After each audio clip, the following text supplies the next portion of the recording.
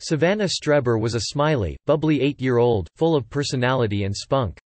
Known as a tomboy by her family, Savannah was tough and not afraid to get dirty. She loved her sisters fiercely and always protected them, both the younger one and the older one, even though she was just a child herself. "I remember being at the park one day and these kids were just messing with me," Savannah's older sister, Kelly Streber, told Dateline. "You know, just being kids," and Savannah went up to them and yelled, "Don't mess with my sissy." It was just so cute. I was older than her, but at that moment, she was the one protecting me.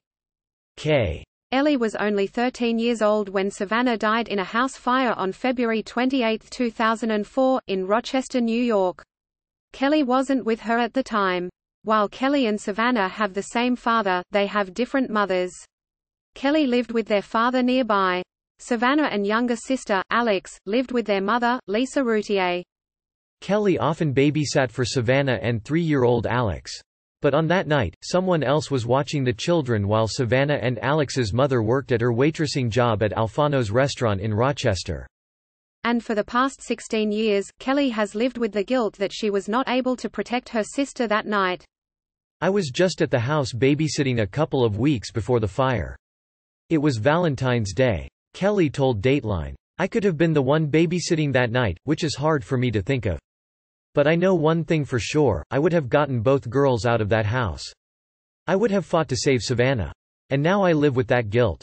Savannah was asleep in her bed when the fire broke around midnight at the house on Yates Street. Kelly told Dateline that a family friend, Shonda Whitaker, was babysitting. Her son, Teddy, was also at the house. Kelly said it was Teddy who alerted his mother to the blaze. The boy ran to the neighbor's house for help while the babysitter woke up Savannah and Alex to get them outside. But when they got outside, the babysitter did a check and realized Savannah was no longer with her, Rochester Police Sergeant David Joseph told Dateline. The home was quickly engulfed in flames. Neighbors later said they heard multiple explosions. Sergeant Joseph told Dateline the babysitter tried to go back inside the burning house to look for Savannah, but the fire was too intense and she was badly burned in the process. Firefighters later found Savannah's body. She was in her mother's bed. "It's just really heartbreaking. She was awake. And probably tried to find her mother," Sergeant Joseph said. "But her mother wasn't there. It's just a really horrific way for an 8-year-old girl to die." Investigators searched what was left of the house in an effort to find out what started the fire. In 2004, NBC affiliate WHEC spoke with Teddy Whitaker, the babysitter's child who survived. "My mom was drying clothes," Teddy said. "It just started smoking on the wires on the back of it and it just started smoking all over the dryer, and the whole house started getting smoky and fiery." However, investigators quickly discovered the fire had nothing to do with the dryer, and was no accident.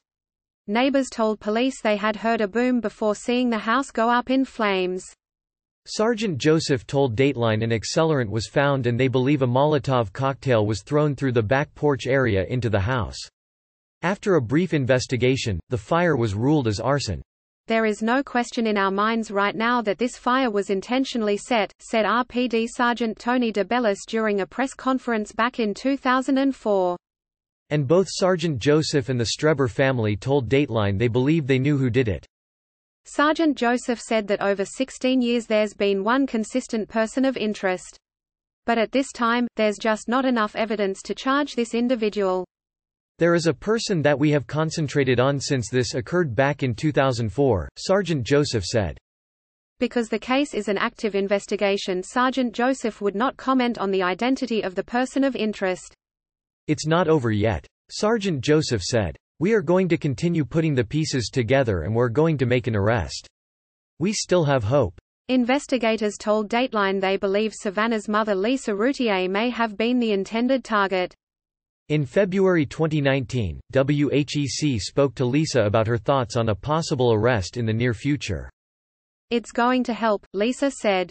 "Nothing is going to help what happened, it's just going to make us feel a little better. All we want is closure." The family said they are frustrated to feel like they're so close, yet so far from getting justice for Savannah. "I'm advocating for justice for my sister, because I'm sick and tired of no one doing anything about it.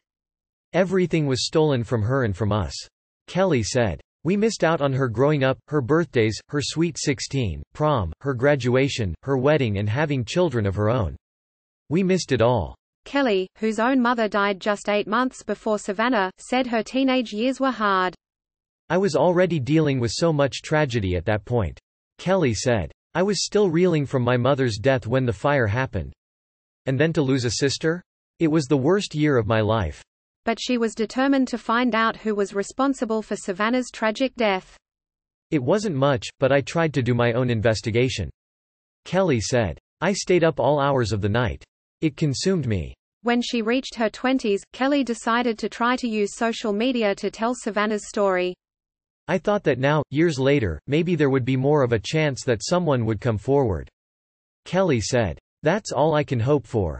She created the Facebook page Justice for Savannah Streber, where the community can follow along with updates in the case, as well as share memories and photos of a happy, spirited little girl who will forever be 8 years old. "My heart breaks every day, but I keep going. My goal is to keep her memory alive." Kelly said. "She deserves to not be forgotten."